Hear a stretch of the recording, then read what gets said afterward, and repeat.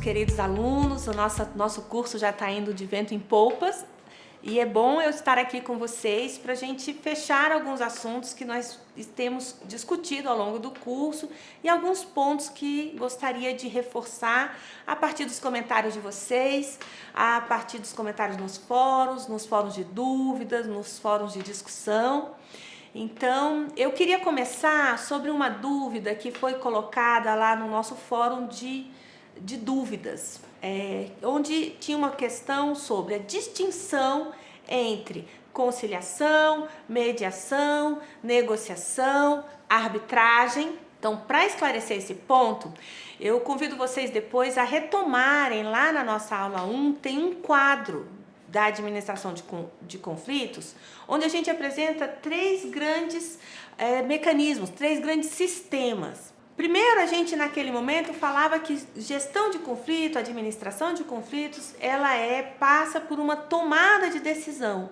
Então, um ponto importante na distinção destes institutos de arbitragem, mediação, conciliação, negociação, o primeiro ponto que a gente vai observar diante dessa dúvida, desse questionamento, é nas mãos de quem está o poder de decidir. Se esse poder de decisão está na mão das próprias pessoas envolvidas no conflito, as pessoas diretas ali envolvidas no conflito ou interessadas no conflito, elas que vão decidir ou não? Ou é um terceiro isento que vai tomar a decisão? Se quem vai tomar a decisão é um terceiro isento, então a gente está falando de heterocomposição, que é o caso da arbitragem, que é o caso da decisão judicial, que é o caso da decisão administrativa. Então, apesar das pessoas dizerem mediação e arbitragem como se fossem irmãs gêmeas e grudadas uma na outra, na verdade a mediação e a arbitragem fazem parte de sistemas distintos.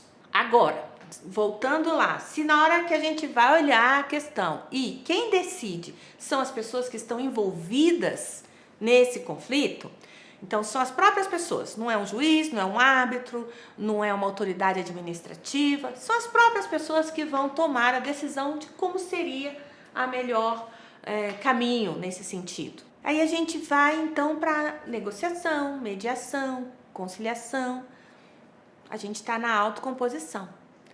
E aí nesse ponto a gente tem que fazer uma distinção, ou uma segunda distinção. Essa decisão vai ser tomada por eles, só os envolvidos diretamente conversando, ou vai ter um terceiro neutro, que alheio ao conflito, que vai ajudar, mas que, diferentemente do juiz ou do árbitro, não tem poder de decisão. Ele está ali para facilitar o processo de diálogo, para facilitar a identificação das questões, para facilitar o processo de negociação ou de compreensão das questões, para ajudar aquelas pessoas a administrarem emoções, reconhecerem interesses comuns e gerarem opções. Então, este terceiro neutro, que não tem poder de decisão e que vai ajudar as pessoas diretamente envolvidas, a gente tem aí a conciliação e a mediação. E a distinção entre conciliação e mediação? Essa distinção ela tem mais relevância aqui no Brasil, em outros países, em outros contextos não. Agora, aqui no Brasil, a gente tem essa distinção e até o Código de Processo Civil deixou isso estabelecido. E essa distinção, eu queria só lembrar um pouquinho. E a conciliação com a 9.099, quando começou, os cursos de conciliação, a formação dos conciliadores, ela era muito baseada na questão legal. E os conciliadores, eles tinham como prática, como referência de suas práticas, a figura do juiz, do magistrado, ou do Ministério Público, essa figura de autoridade. Então, esses conciliadores, eles então, se espelhando nisso, o que eles faziam? Eles olhavam os casos, davam ali umas sugestões pela experiência deles, pelo que eles conheciam do juiz, pelos que as partes traziam, eles diziam assim, não, nesse caso é melhor assim, por que você não faz assim? É melhor você fazer um acordo assim do que assim. Então, essa prática ficou a prática da conciliação, que é que o Código de Processo Civil hoje diz que o conciliador poderia oferecer algumas sugestões. A mediação, por outro lado, desde que chegou ao Brasil, os mediadores eles já tinham uma capacitação mais estruturada, uma capacitação em princípios de negociação, em princípios de comunicação, com um processo mais estruturado, de forma que o mediador estava mais apto a conduzir o processo sem precisar de oferecer sugestões. A principal distinção que se criou no nosso contexto é: o conciliador pode oferecer sugestões e o mediador não. Agora, hoje, na nossa atualidade, o que se faz é, mesmo o conciliador, quando ele vai oferecer sugestões, ele tem um momento específico no procedimento. O fato de poder oferecer sugestões não tira do conciliador os deveres éticos de precisar conhecer o processo, de fazer a capacitação específica, de seguir um processo de conciliação, recolhendo informações, mantendo imparcialidade. Então, a gente precisa, mesmo nessa distinção, o conciliador precisa ter uma formação, até para fazer as sugestões no momento e respeitando o processo. Então, só para a gente finalizar esse ponto, a conciliação, a mediação e a negociação, o poder de decisão é das próprias pessoas envolvidas, então é uma autocomposição, são espécies de autocomposição, onde a negociação não existe a figura do terceiro, são as pessoas diretamente envolvidas que negociam diretamente. E na conciliação e na mediação existe aí o apoio do terceiro mediador, conciliador, que não tem poder de decisão e facilita esse processo. Sendo que o conciliador, por lei, ele poder dar, no momento específico de geração de opções, ele pode oferecer sugestões e o mediador não. Além disso, a conciliação ela é mais direcionada a questões com menos complexidade em termos de relacionamento, são relações mais pontuais. Quando a gente fala de relações continuadas, questões familiares, vizinhanças, então o mais recomendado é a mediação. Acho que esse ponto espero ter deixado claro, mas havendo alguma outra dúvida, vocês podem colocar lá no nosso fórum. Eu queria também falar de um outro ponto agora, que vocês trouxeram quando a gente trouxe o conceito de negociação. A gente falou de alguns conceitos, mas a gente falou também de características, questões que são características da negociação. Então, a negociação ela é um meio, ela é um processo. Negociação é um processo. Assim como a gente tem processo judicial para se alcançar uma decisão, a negociação ela é um processo, ela também tem etapas. E o que nos leva a negociar são os desejos, as nossas necessidades, desejos que nós não podemos realizar sozinhos. Porque se eu posso realizar sozinho, eu não preciso negociar. E aí vem o ponto que nós discutimos no grupo, que é da interdependência. Toda negociação a gente tem um nível de interdependência. Trazendo para questões mais simples, o vendedor e o comprador. O vendedor ele precisa do comprador e o comprador precisa do vendedor. Trazendo para o nosso contexto o Ministério Público muitas vezes vai negociar para a defesa do meio ambiente, vai negociar para garantir alguma questão de política pública.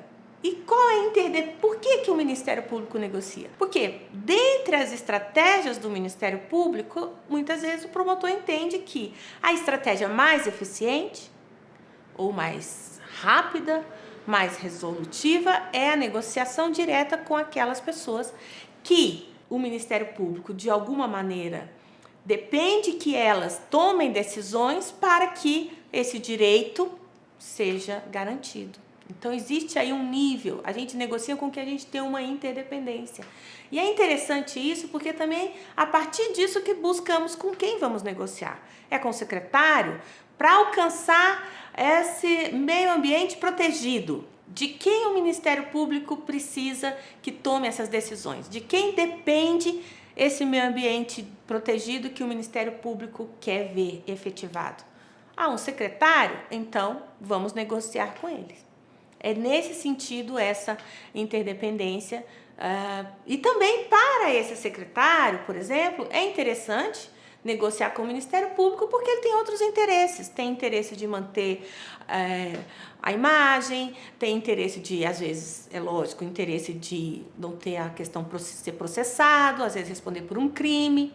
Então, a relação de interdependência nas negociações são essas. O que não tira de nenhuma das partes o seu poder na negociação. Eu tenho uma interdependência no sentido que aquilo que eu quero ver realizado depende da ação do outro.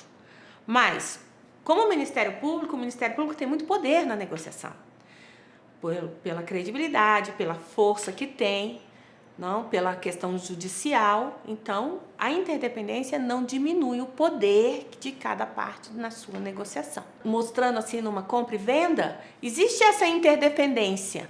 Mas, por outro lado, quando o meu produto é único, numa compra e venda, eu tenho, apesar de depender do comprador, né? Porque se eu estou vendendo aquele produto, eu preciso do comprador, mas eu tenho um poder melhor nessa negociação porque o meu produto é único. Então, me dá uma condição melhor nessa negociação. Mas essa condição não exclui o fator interdependência. Outros aspectos que a gente viu, a questão da voluntariedade, ninguém pode ser obrigado a negociar. Na negociação, a gente precisa dessa interação, dessa conexão com as outras pessoas que compõem essa mesa de negociação.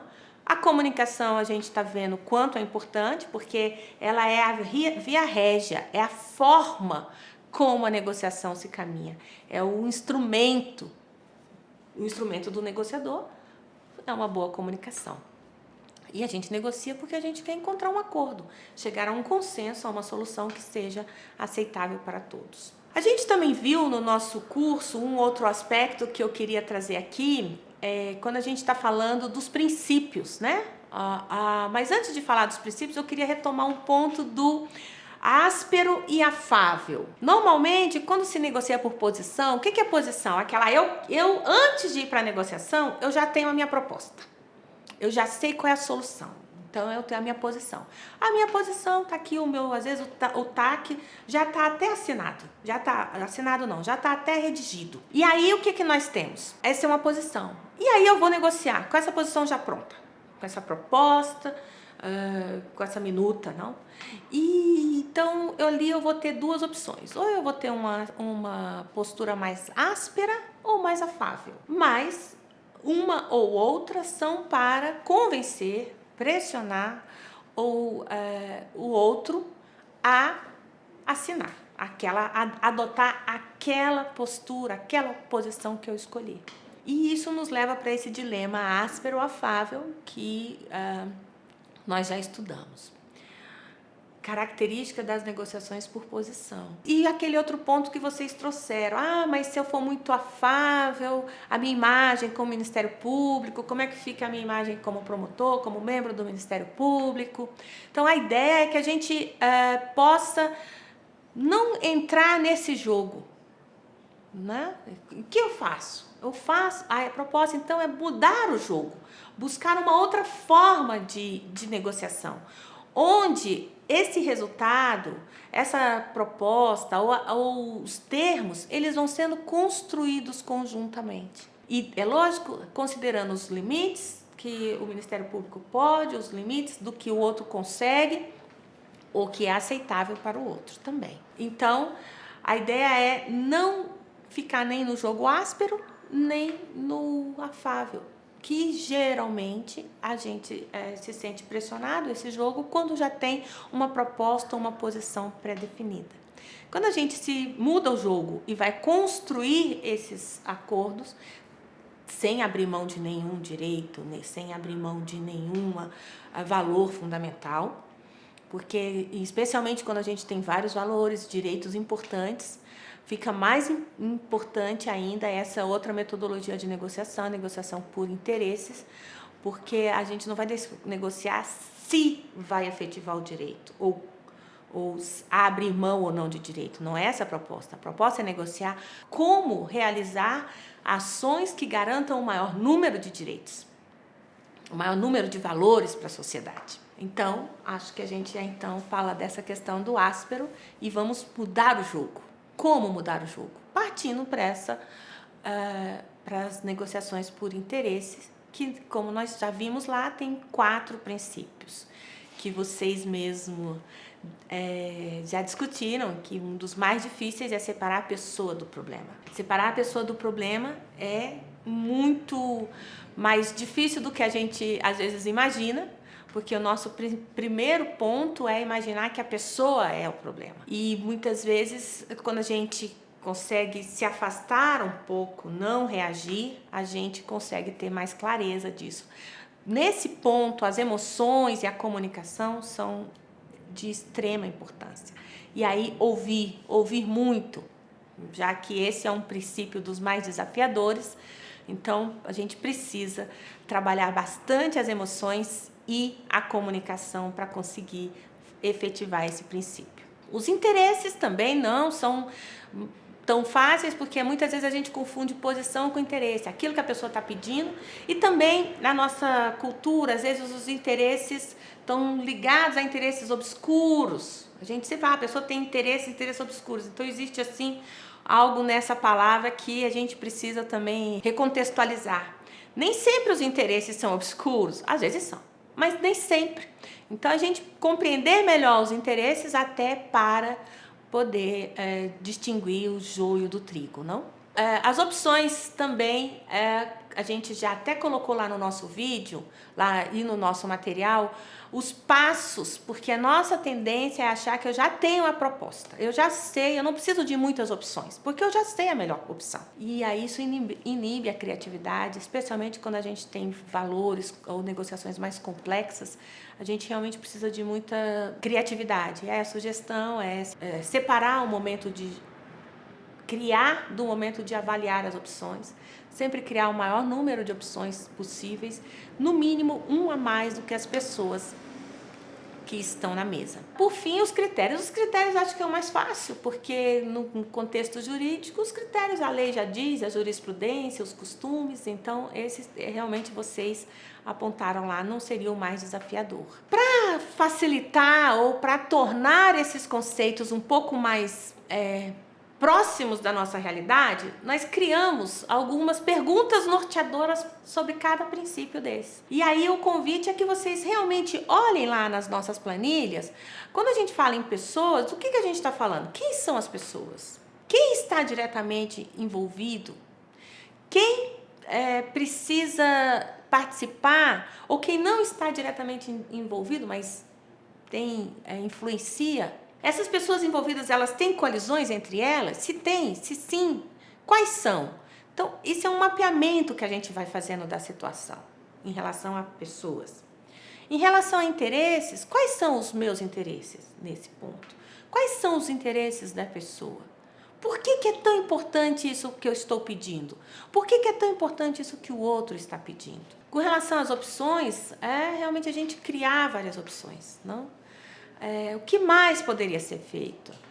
Por que não? O que você sugere? O que você faria? O que eu faria se eu estivesse no lugar do outro? Por que eu acho que essa solução é justa? Por que o outro acha que essa solução é justa? São perguntas que podem colaborar. Lembrando sempre de fazer perguntas abertas. Como? O que? Quem? Por quê? Por que não? E evitando aquelas perguntas que a gente chama de fechadas, que são aquelas perguntas onde a pessoa responde sim ou não. E outro detalhe importante, a metade do poder de uma pergunta está no silêncio que se segue. Faça a pergunta e faça silêncio para ouvir a resposta com toda a atenção. Por fim, os critérios, depois de geradas as opções, escolher o melhor critério legal ou o melhor critério financeiro, econômico, tempo. São questões que podem valorizar essa questão do critério. Por fim, queria falar da AMANA, né, que é a melhor alternativa à negociação do acordo, ou a melhor alternativa da solução negociada. Inclusive, vocês puseram lá no fórum uma questão interessante, um exemplo de antes de entrar com uma ação, liga para o prefeito, o governador, ou a pessoa e fala, olha, estou entrando com uma ação, e às vezes, como deu lá no exemplo, a pessoa volta para a mesa de negociação. A ideia é usar a AMANA não como ameaça, e a diferença é tênue, às vezes um tom de voz, não? Mas usar como um estímulo para a pessoa retomar a negociação. Porque o outro negociador vai ter essa medida. Opa, é melhor eu negociar, porque a minha alternativa lá, sem a negociação, é muito ruim, vai me prejudicar. Às vezes questões políticas, questões eleitorais, falando nesse contexto. Ou outros que as pessoas vão poder avaliar e, com isso, elas voltam, se animam para negociação e se empenham mais nessa negociação. Então, essa é a ideia. O que a gente também falou bastante aqui para a gente finalizar é essa questão e se o outro jogar duro? O que eu faço? A ideia é essa, a gente mudar o jogo. Primeiro, não reagir, subir a galeria. Não tenha clareza daquilo que você quer. Não abra mão do que você veio buscar nessa negociação em razão de uma provocação do outro. Seja fiel aos seus interesses e ao que te levou para essa negociação, que é ser mais rápido, mais efetivo e mais resolutivo. Não permita que uma provocação do outro te afaste dos seus interesses, dos seus objetivos, de quando você traçou essa negociação. E como? Subindo a galeria, cada um busca aí a sua forma, às vezes um colega, às vezes tomar um café, respirar, fazer uma pausa. O outro aspecto vamos criar para o outro, reformular, né? Não diga não, reformule. Mostre que você está disposto a compreender, pergunte, como eu já falei, pergunte o porquê, como. Às vezes o outro também precisa do que a gente chama de uma ponte dourada, não? Para ele, é importante que essas negociações também tenham algum interesse para o outro. Seja a mesa de negociação, seja atrativa para o outro também. Bem, no mais a gente também falou de comunicação, né? Vimos lá o processo de comunicação, não basta o que eu falo, também tem o que o outro entende. O ciclo da compreensão, então antes de responder, especialmente numa provocação, respire, pare, pergunte para a pessoa se aquilo que você entendeu realmente o que ela quis dizer. Às vezes só isso, se foi uma provocação, a pessoa já se recoloca e já coloca em outros termos. Emoções, né? Emoções que muitas vezes faz com que a negociação leve ao impasse. Facilmente. E esse é um ponto mais delicado. Quanto mais poder a gente tem na negociação, mais as emoções se tornam...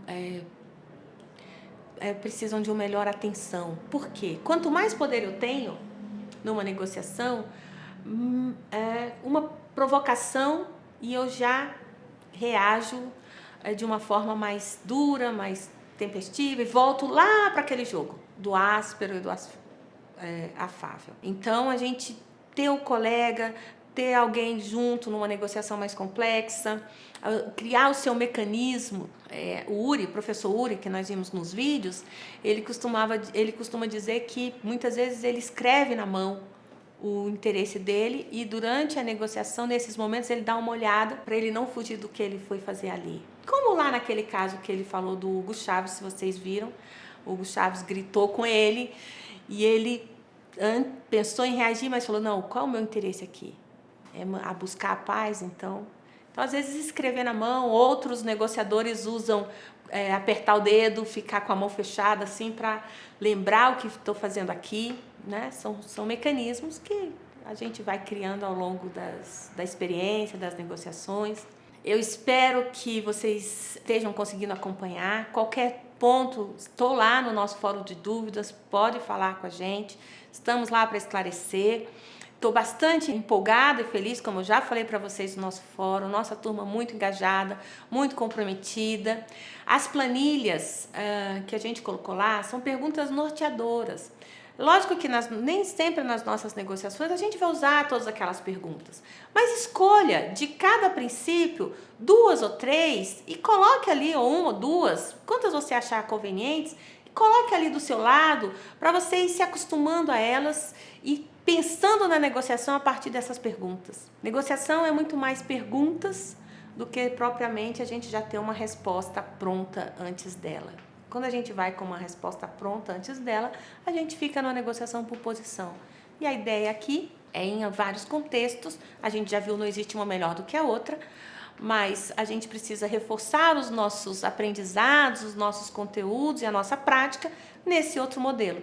E daí a ideia das perguntas norteadoras, para que a gente vá se acostumando com elas e criando essa metodologia de raciocínio. Muito obrigada a vocês pelo empenho, pelas participações respeitosas, pelos fóruns de aprendizado. Estou adorando a turma, estou aprendendo com as experiências de vocês, que vão das mais diversas, não? Então, fico feliz, espero que vocês também, e espero encontrá-los em outros cursos.